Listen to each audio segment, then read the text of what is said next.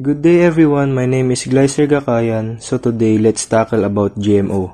Ano nga ba ang GMO? So let's begin.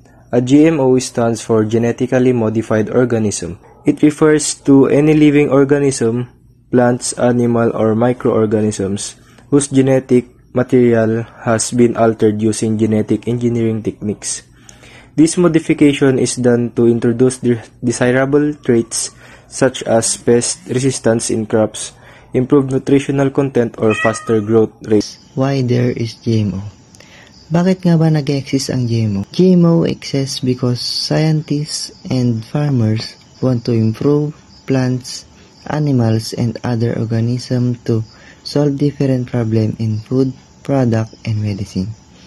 Traditional farming has limits such as plants being destroyed by pests, diseases, or extreme weather. By modifying the genes of crops, they can become stronger and survive harsh conditions, reducing food shortage.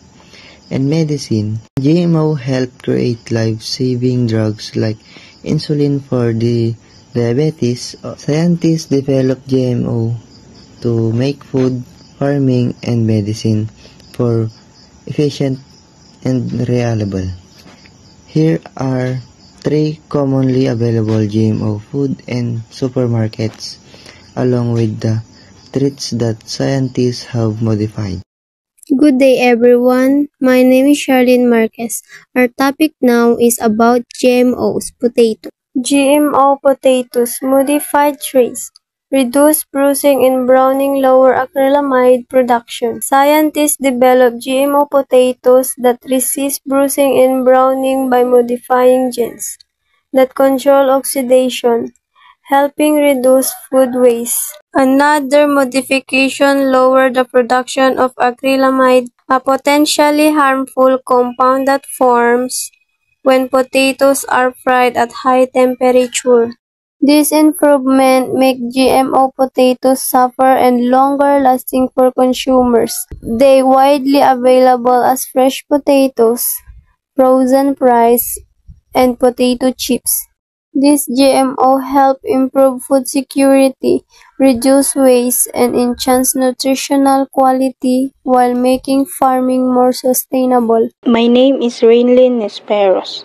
This is my topic, GMO soybean, modified traits, herbicide tolerance, improved oil composition. GMO soybeans are designed to survive the application of herbicide, allowing farmers to control weeds more effectively. Some varieties also have improved oil profiles, making them a healthier alternative with lower trans fats. This GMO crop is commonly found in products like soy milk, tofu, vegetable oils, and processed food containing soy protein or soy lecithin. Its widespread use in food production makes it one of the most common GMOs globally.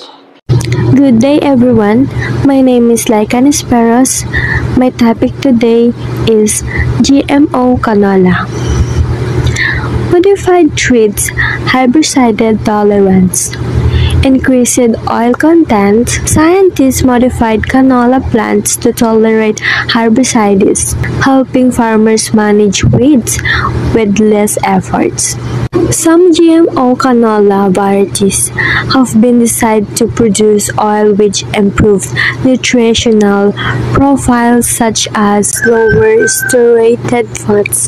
Canola oil made from those genetically modified plants is a common ingredient in margarine, salad dressings, and many processed foods.